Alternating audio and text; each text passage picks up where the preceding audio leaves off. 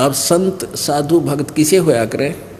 निर्मल अंग निराश मन दूरी से दीखंत, साक्षी भूत पिछाणे ले हे परख नवेला कंत। कुंदन जे हे ताव दे मुझे नहीं मुचकाई, सो तो साक्षी भूत है अनगिन ताव सहाई। निर्मल अंग और निराश मन। अपने आत्माओं, आप कहीं जाते हो, किसी के पास जाते हो तो ऊपर तो मीठे बोलेंगे और बिल्कुल चंट मंट पावेंगे नो, खूब बढ़िया ड्रेस पहने, अंदर में कपट होगा, हृदय से सच्ची बात आपसे नहीं करेंगे। और इसके विपरीत जो भक्त संत होते हैं, अंदर से तो मन तो निर्मल होता है, ऊपर तो वह बोले बाले से नजर आते हैं। कहते हैं अकल अलूणे दीखते, ये सर्व अकल के मूल, हरदम रटे हरि नाम को वो झूल अनहद झूल। अब जैसे आप जी सत्संग में आते हो, आप जी सत्संग में आते हो, बहन बेटी भाई बुजुर्ग सभी, और यहाँ आपको एक संत भक्त बनाया जाता है। जितने भी बहन बेटियाँ आती हैं, कोई सबको प्रार्थना की जाती है कि किसी प्रकार का भी बाह्य आडंबर आपने नहीं करना है, ना कोई टिक्की बिंदी लानी है, ना कोई लिपस्टिक लगानी है, ना कोई हार श्रृंगार की लगानी है, और न ही ये नाखून पालिश वगैरह यानी कोई ऐसे भड़कीले वस्त्र भी आप जी ने नहीं पहनने चाहिए।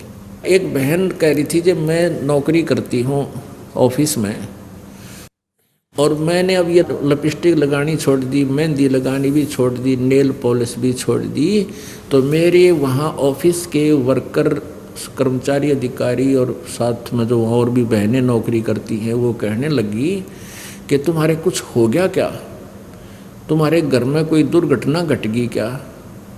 कहने का भाव ये था कि थारा कोई मर गया के? क्यों मर क्यों गया?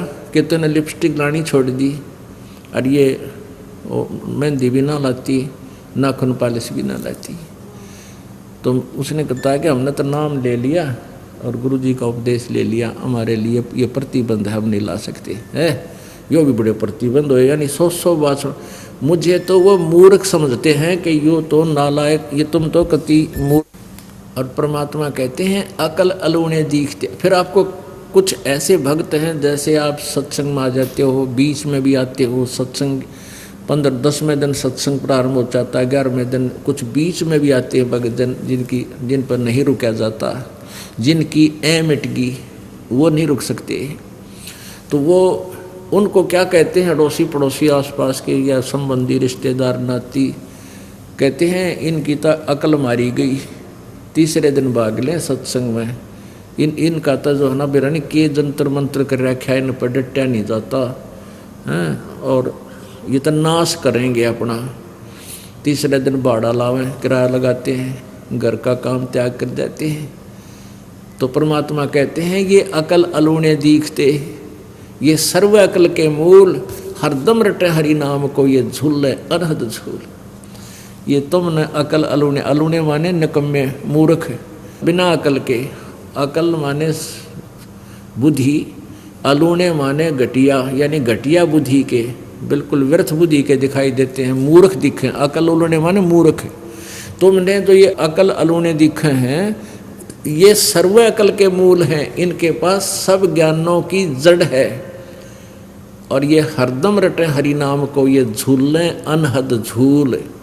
ये तो वो सुख अनुभव कर रहे हैं जो तुम्हें अकल वालों को कदे नहीं हो सकता, तुम अपने आप में चतुर समझते हो। तो यहाँ उसी के विषय में बताया है कि निर्मल अंग और निराश मन।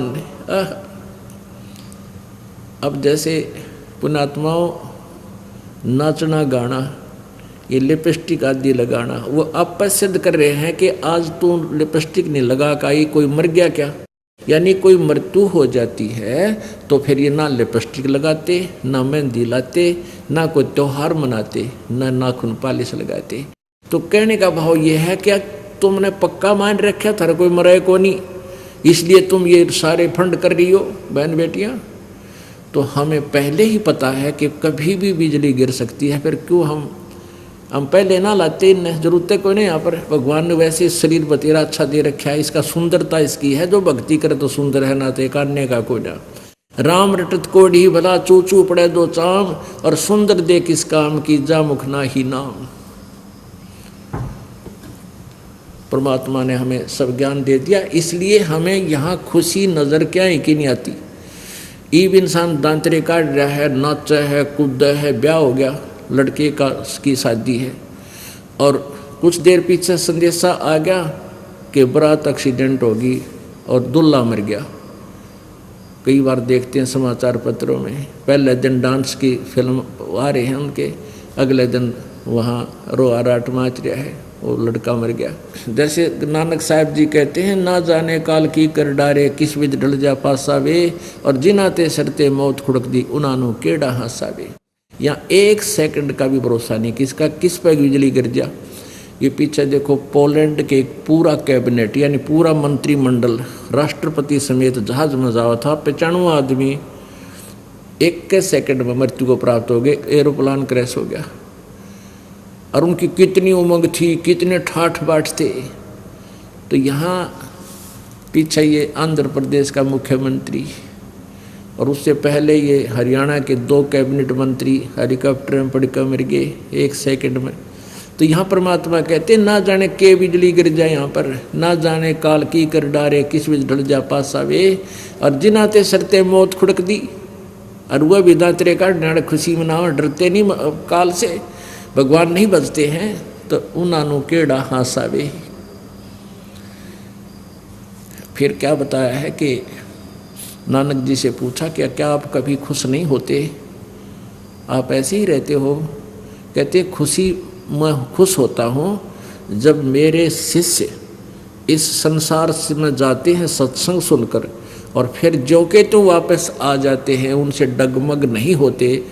मुझे डर रहता है कि मेरी फसल में कोई कीड़ा ना लग जाए और वो ख़त्म कर दे मेरे पौधे को। और जब तुम वापस आ जाते हैं सभी ये संत भक्त मेरे, तो मुझे बहुत खुशी होती है।